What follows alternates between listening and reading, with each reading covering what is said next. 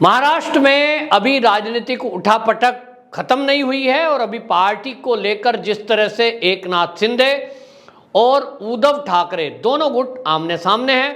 फैसला चुनाव आयोग करेगा कि सुप्रीम कोर्ट, इस पर भी तकरार जारी है। लेकिन इस बीच एकनाथ शिंदे गुट ने उद्धव ठाकरे को एक बड़ा झटका दिया है और झटका यह है कि उद्धव ठाकरे सरकार जो 2.5 साल चली, इसके ऊपर जिस तरह से आरोप लग रहे हैं, जिस तरह से भ्रष्टाचार के एक के बाद एक केसों का खुलासा हो रहा है, अब सरकार ने, एकनाथ शिंदे ने यह तय किया है कि उद्धव ठाकरे सरकार में जो भी फैसले लिए गए, इस पर इनकी जांच कराई जाएगी, इनका ऑडिट किया जाएगा।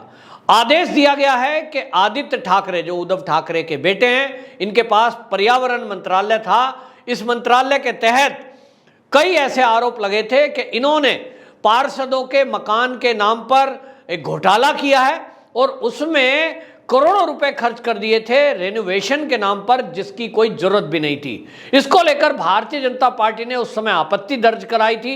उन्होंने कहा था कि रेनोवेशन के नाम पर जिस तरह से एक कंपनी को बिना नियम कायदे कानून के टेंडर दे दिया गया और उसमें करोड़ों रुपए इस तरह के खर्च किए गए, जिसका कोई मतलब नहीं था, जबकि इसकी कोई जरूरत थी नहीं।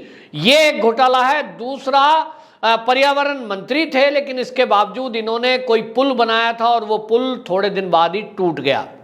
इसी तरह इन्होंने एक पार्क बनाने की घोषणा की थी, जिसमें ये विदेशों से पेंगुइन मंगवाए और वो पेंगुइन मंगवाने के बाद इनका था कि पर्यावरण बढ़ाना है, तो भाई ये जो है यहाँ पर लोगों को पर्यटक बढ़ाने के लिए एक पार्क में ये व्यवस्था कर देंगे। लेकिन उन पेंगुइन, जब आप जानते हो कि वो बर्फ में रहने वाला प्राणी है, जबकि महाराष्ट्र की जो जलवायु है, महाराष्ट्र का जो जिस तरह का काम है, जिस तरह का माहौल है, उसमें पेंगुइन का जिंदा रह पाना नामुमकिन है और उसके लिए मोटा पैसा खर्च किया गया, एसी लगाए गए, बर्फों का इंतजाम किया गया, बावजूद उसके वो पेंगुइन जिंदा नहीं बचे। इसको लेकर भी महाराष्ट्र की जनता ने सवाल उठाए थे और बीजेपी ने भी सवाल उठाए थे कि आखिरकार इस तरह का जो खर्चा है, इसको करने की जरूरत क्या थी। आप कोई ऐसा अगर जानवर ही लाना है या कोई आपको पार्क डेवलप करना है, तो जो महाराष्ट्र की जलवायु है उसके हिसाब से करते। लेकिन आप एक अंटार्कटिका में रहने वाला कोई जानवर, कोई बर्फ में रहने वाला जानवर, और उसको उठा करके ले आओगे और इस तरह की बातें करोगे तो कैसे चलेगा। ये सब जो है इस तरह की बातों पर उस समय सवाल उठे थे, लेकिन उस समय क्योंकि सरकार इनकी थी और कोई सवाल उठाने वाला था नहीं, और इसीलिए आपको बताएं ये सब कहा गया कि इसमें जो है बहुत बड़ा घोटाला हुआ है, इसकी जांच होनी चाहिए। अब जब सरकार नहीं है, अब ये विपक्ष में बैठने के बजाय हल्ला कर रहे हैं, लेकिन अब इनकी जांच की जाएगी। और इस जांच में आपको बताऊं मैं आपको कि अकेले उद्धव ठाकरे पर सवाल नहीं है, अकेले आदित्य ठाकरे पर सवाल नहीं है, सवाल लगभग पूरी सरकार पर है। और जहां तक शिवसेना उद्धव ठाकरे गुट है, अगर केवल उसकी बात करूं तो आपको बताएं, अभी आदित्य ठाकरे है, इनकी जो जांच होगी, ऑडिट के लिए ऑर्डर हो चुका है, केंद्र से ऑडिट करने के लिए कहा गया है। इसके अलावा हमने देखा कि ईडी के शिकंजे में जिन लोगों की जांच चल रही है, उसमें संजय राउत, जिनके खिलाफ जांच हो रही है कि एक बैंक से किस तरह से पैसे लिए गए और बिल्डरों को दिए गए और किस तरह का एक घोटाला हुआ। जो उनका एक मित्र है, वो प्रवीण राउत ईडी की गिरफ्त में है और उससे पैसे लेन देन का खुलासा हुआ है संजय राउत की पत्नी का। इस मामले में ईडी लगातार पूछताछ कर रही है। और इसी में आपको बता दें, अनिल परब जो परिवहन मंत्री हैं, इनके ऊपर भी आरोप लगे हैं, केस अभी चल रहा है। आरोप इनके ऊपर यह था कि इन्होंने अपने परिवहन मंत्री के कार्यकाल में जिनका रजिस्ट्रेशन नहीं होना था, यानी जिनकी डेट निकल चुकी थी रजिस्ट्रेशन की, उनको बैक डेट में गाड़ियों को रजिस्ट्रेशन कराया करोड़ों रुपए लेकर। इसी तरह ट्रांसफर पोस्टिंग जो हुए परिवहन मंत्रालय में, उसमें अनियमितता बरती गई और उसमें भी रिश्वतखोरी हुई। इसको लेकर इनके ऊपर केस चल रहा है। दूसरा है प्रताप सरनाइक। प्रताप सरनाइक, ये देखिए 175 करोड़ का मनी लॉन्ड्रिंग, इस मामले में ये उद्धव ठाकरे गुट के ये व्यक्ति हैं। इसी में जशवंत यादव बीएमसी की स्थायी समिति के अध्यक्ष हैं। पूर्व सदस्य हैं, बीएमसी की स्थायी समिति के पूर्व सदस्य हैं, और इनके ऊपर जो आरोप है कि इन्होंने हवाला के जरिए इंटरनेशनल पैसों का लेन देन किया है, विदेशों में किन्हीं कोर्ट के जरिए कोर्ट को पेमेंट दी है, और इसमें ये मनी लॉन्ड्रिंग के मामले में ईडी के रडार पर है, केस अभी जारी है। इसी तरह भावना गवली, इन्होंने एक एनजीओ बनाई थी और उस एनजीओ में घपला घोटाला पकड़ा गया था। 2021 में इनकी गिरफ्तारी हुई थी और ईडी ने लगभग 3.5 करोड़ रुपए की इनकी संपत्ति को कुर्क किया। अब इसी में आप देखें अर्जुन राव पंडित राव, ये एमएससीबी जो बैंक घोटाला है, देश का सबसे बड़ा बैंक घोटाला, उससे तार जुड़े हैं।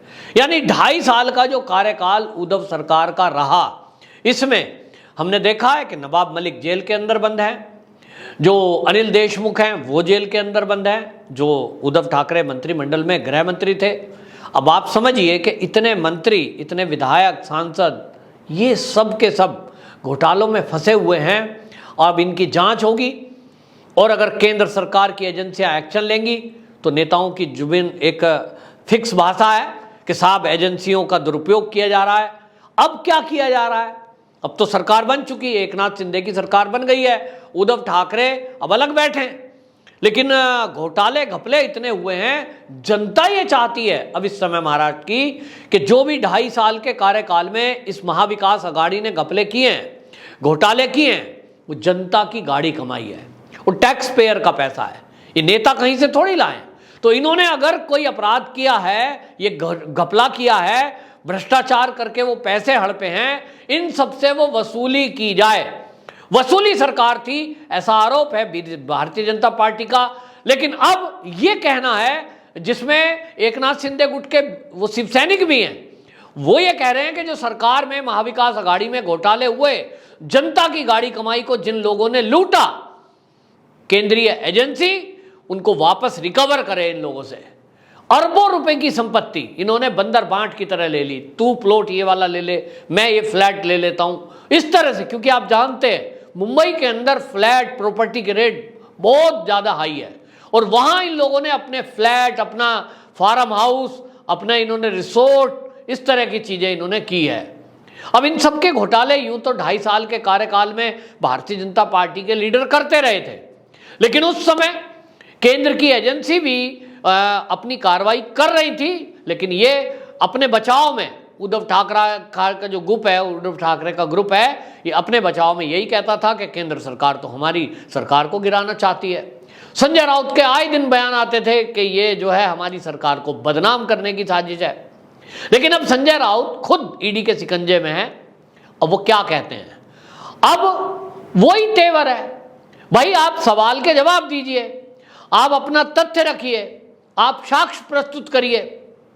संजय राउत जी ईडी के दफ्तर में जाते हैं तो अब खुद समझ में आ रहा है कि सीधे से जवाब दोगे तो फायदे में रहोगे, तो फाइल लेकर जाते हैं, पेपर लेके जा रहे हैं और अब उनका जवाब दे रहे हैं ईडी का। वो जरूरी है। नहीं दोगे और केवल बयानबाजी करोगे, मीडिया में बयान देकर या जनता को, अपने फॉलोवरों को सड़क पर उतारकर आप सोचोगे कि केंद्र या केंद्रीय एजेंसियों को आप ब्लैकमेल कर ले जाओगे, उनके ऊपर दबाव बना ले जाओगे, तो ये भूल है। कांग्रेस हो या शिवसेना या फिर एनसीपी, कोई भी, ये जिनको ये भ्रम है कि हमारे पीछे पब्लिक है, हम उनको बहलाकर भड़काकर सड़कों पे उतार देंगे तो एजेंसियां घबरा जाएंगी, ये सब विफल होगा। हमने देखा लालू प्रसाद के मामले में, बिहार के अंदर उनके फॉलोवर कम नहीं है, लेकिन जब केंद्र की एजेंसियों को उनको इंट्रोगेट करना था और जेल में डालना था तो डाला। कोई भी हो, सरकार बहुत बड़ी ताकत होती है। तो अब आदित्य ठाकरे की ऑडिट का फैसला जो ये एकनाथ शिंदे ने किया है, ये एक मुख्यमंत्री की जिम्मेदारी भी बनती है कि पिछली सरकार में यदि कोई घपले घोटाले हुए हैं तो वो उसकी जांच कराएं, और उस जांच करने के बाद ये उसका दूध का दूध पानी का पानी हो, और अगर जनता की गाड़ी कमाई उसको लेकर किसी ने अपने पास रखा है, कब्जा किया है, तो उसको फिर जो है वापस रिकवर करके सरकार अपने खाते में जमा करे। यह अधिकार किसी को नहीं है कि आप बंदर बांट करें, आप अरबों करोड़ों रुपया यूं ही लुटा दें और आपको कोई पूछने वाला ना हो। तो बहरहाल इस फैसले से आदित्य ठाकरे और उद्धव ठाकरे की मुसीबत बढ़ती दिखाई दे रही है, क्योंकि जब ऑडिट होगा, जांच होगी, इसमें यह देखा जाएगा कि मंत्री जी ने किस प्रकार से नियमों को ताक पे रख के टेंडर दिए, किस तरह से खर्चे किए। और जब अगर इसमें आदित्य ठाकरे फंसे तो निश्चित रूप से मानिए कि जेल जाना तय है। वंदे मातरम।